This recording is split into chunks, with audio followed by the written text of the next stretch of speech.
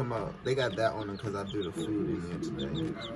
But they on top of the water thing. I gotta put more water in there now. They done kicked the food out and got it all in the water. Good Lord.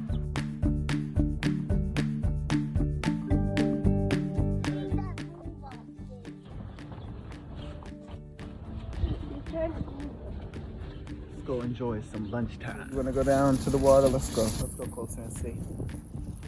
That's what we do around here. Oh, I like that. They got the globes over there and stuff. See the little igloos? What's up, you guys? Thank you for joining our 100 Days of City Homestead. Listen up. We are on like day 8, day 9. I'm so grateful to be doing this. I want to show you guys how to make some flour today. You guys saw it. Echo is pregnant as well as, well, Echo was pregnant as well as Luna. But Luna had her babies, and then I talked to Andrea. I said, hey, what's going on? How's Echo doing? And apparently she had hers too. So she had 3 babies. I'm gonna go over there soon and look at, look at them and see the sexes and all of that. But I wanted to talk with you guys. Sorry, I'm in my pantry getting flour and stuff and everything. I wanted to talk with you guys and just share, what's going on. We're doing a little spring cleaning, getting ready for the springtime. I'm about to say the holidays, but it's getting hot, so the hot weather. I'm just getting the house, getting everything in order. Now we have kittens. We are going to sell some, but I also wanted to come in the pantry. Even though I'm making the bread, I wanted to check on the mealworms. So let's check on those. I need to put some more fresh apples and such in there, and I wanted to bring you guys some more. So they have shedded, and they are back to beetle form. Some of them have went back to having babies, and it's being mealworms. You can see it all in there. It's just crazy. I forgot about them for like at least a month. I'm not gonna lie. These are mealworms. I use them for the chickens, or I used them for the chickens when we had chickens, but now we got chickens again. I give them to the quail every now and then for a treat, and to my birds, my pigeons and such. So you see all that in there, the larvae and such. I'm gonna put another fresh row of oats and some fresh apples or 2 for the beetles and such. And that helps them give the juice and the nutrients. But listen, we are homestead. We use everything, we do everything. All right, you guys? So let's get into it. So what I like to do is I like to put layers of this. Once they start to shed and they start that larvae and stuff, I like to put this down just so they can have a new fresh food. And then this helps the beetles, they dig up, and whatever is left will be on that second layer, okay? And then what I normally do is once everybody fully goes through the process, I will go ahead and I will take out the majority of the mealworms and put them into little cups and things of that sort.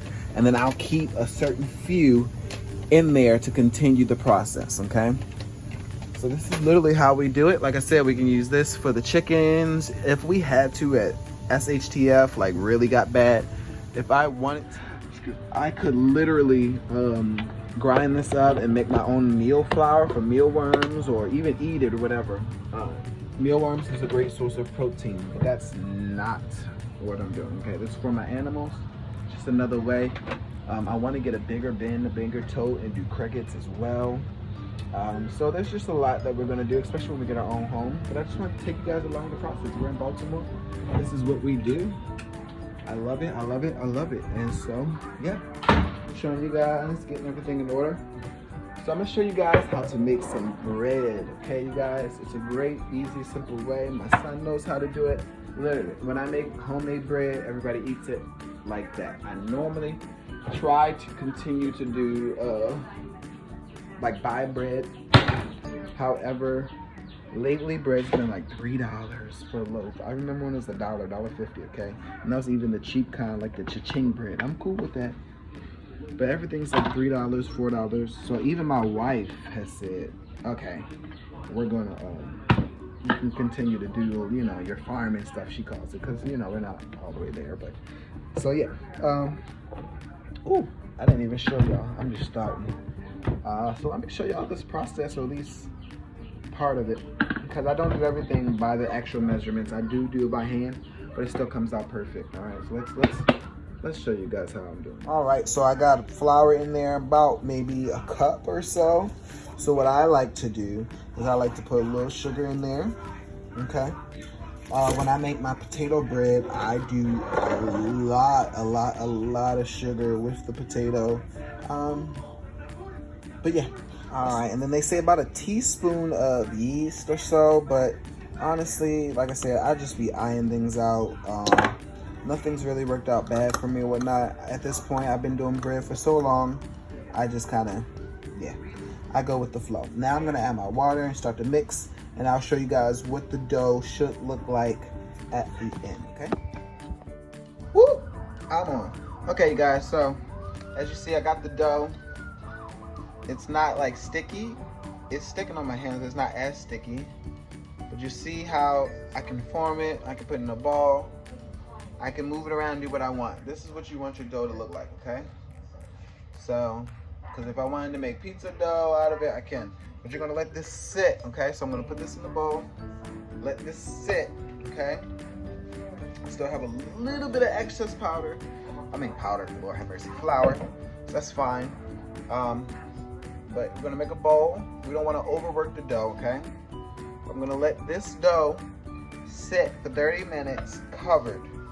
And then once it gets bigger, then we're gonna do more, okay you guys? So, I'm so glad I can take you across along with this journey.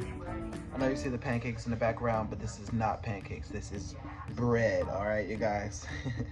But all right, you see it's doubled in size almost.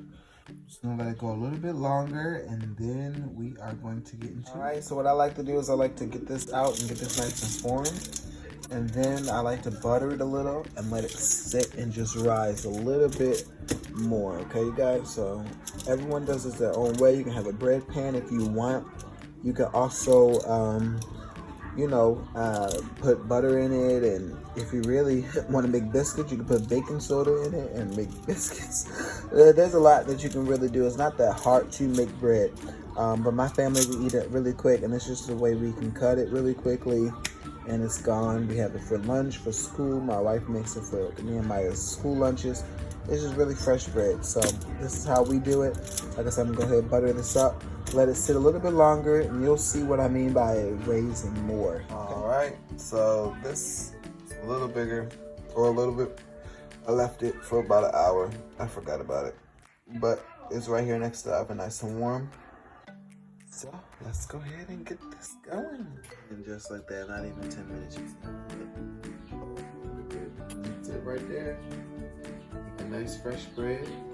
One more, I'll make a nice sandwich. I'll show everybody, and then we'll go ahead and post it for you. But it's that easy. Flour, salt. I forgot to tell you guys about that, but salt. A little sugar if you want to. And then warm water. You want to do biscuits, you just add baking powder and milk. It's that easy, you guys.